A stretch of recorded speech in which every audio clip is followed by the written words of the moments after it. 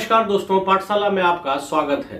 दोस्तों, आज पटना हाईकोर्ट से बड़ी खबर निकलकर सामने आ रही है कि आज बीपीएससी 70वीं पीटी री एग्जाम के केस में सुनवाई हुई जस्टिस आशुतोष कुमार की डबल बेंच में।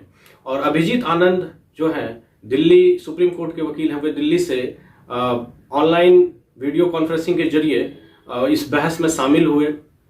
दोस्तों, इस बहस का लब्बो लुआब यही रहा सकूं तो हाईकोर्ट ने जो है 28 तारीख की डेट दी है कि फिर से अभिजीत आनंद बीपीएससी के द्वारा जमा किए गए काउंटर एफिडेविट को अच्छे से पढ़ के उसको जवाब देकर सबूत उसके साथ लगा करके फिर वे उसके साथ बहस करेंगे। सबसे बड़ी जीत जो विद्यार्थियों की रही वो यह रही कि पटना हाईकोर्ट ने बीपीएससी को सारे सीसीटीवी फुटेज जो है कि प्रिजर्व करने के आदेश दे दिए हैं। जी हाँ दोस्तों, ये बहुत बड़ी जीत है। अभी कुछ दिनों पहले ही बीपीएससी ने नोटिस के जरिए ये अधिसूचना जारी की थी कि सुप्रीम कोर्ट ने कोई भी ऐसा ऑर्डर नहीं पास किया है सीसीटीवी फुटेज रखने का। प्रभात खबर की जो ये खबर है ये फेक है, ऐसे भ्रामक जानकारियों से बचे। लेकिन आज अभिजीत आनंद ने इस बात को समझाया कि भले ही वे ऑर्डर में ना हो सुप्रीम कोर्ट के, लेकिन सारी चीजें ऑर्डर में नहीं रखी जाती है। सुप्रीम कोर्ट का कड़ा ऑब्जर्वेशन था कि सीसीटीवी फुटेज डिस्ट्रॉय नहीं किए जाने चाहिए। तो इससे जाहिर होता है कि आयोग किस बचकानेपन से नोटिस खेल रही है और एक बच्चे की भांति वे हम लोगों के साथ पेश आ रही है। अब क्या कहा जाए, इस पे हंसी के सिवा कुछ नहीं कह सकते हैं। एक कॉन्स्टिट्यूशनल बॉडी, संवैधानिक निकाय जो कि इतने महत्वपूर्ण जो है कि संविधान में उनका जिक्र है, वो इस तरह से पेश आ रही है। तो दोस्तों, ये बहुत बड़ी खबर थी जो मैंने आपसे साझा किया। और बात करेंगे खान सर के द्वारा जो आरोप लगाए गए हैं। जी हाँ दोस्तों, खान सर ने यह आरोप लगाया है कि 13 दिसंबर को जो परीक्षा हुई थी उसमें 3 सेट क्वेश्चन के बनते हैं।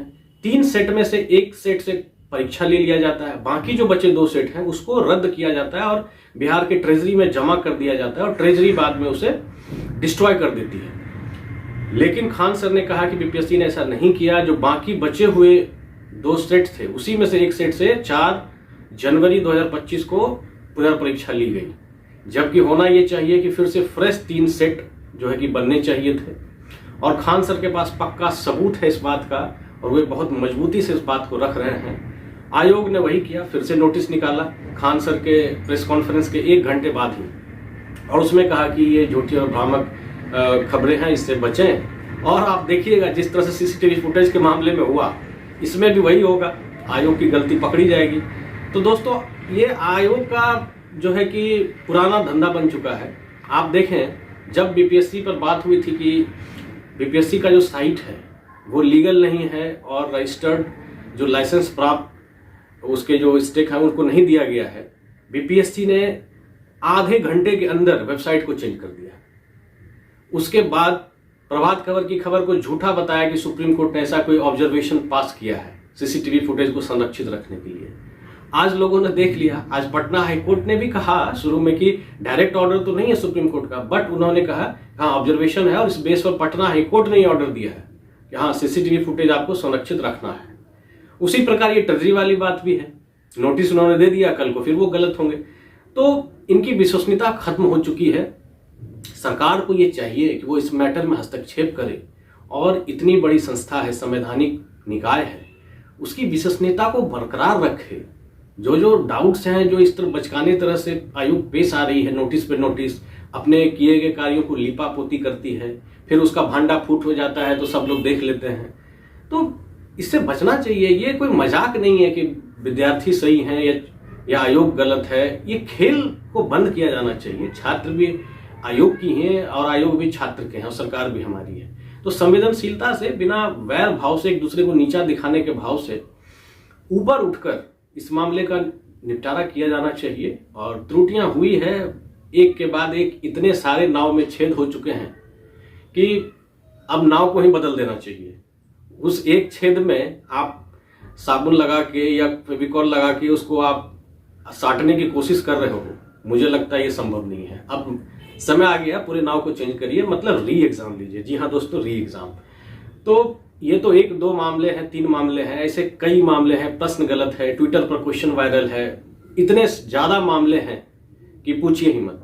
तो आज अभिजीत आनंद की तरफ से जो याचिका दायर थी जस्टिस आशुतोष कुमार के बेंच में, उसकी सुनवाई हुई। और 2 केस अभी और हैं जो कि प्रशांत शेखर की तरफ से दायर किया गया गलत क्वेश्चंस को लेके। 2 सेट में जो परीक्षाएं हुई उसको नॉर्मलाइजेशन नहीं लगाया, स्केलिंग नहीं लगाया, तो फिर आपने रिजल्ट कैसे दिया। और एक केस और दायर किया गया है वाईबी गिरी के द्वारा, Pappu Kumar versus state of Bihar और बीपीएससी।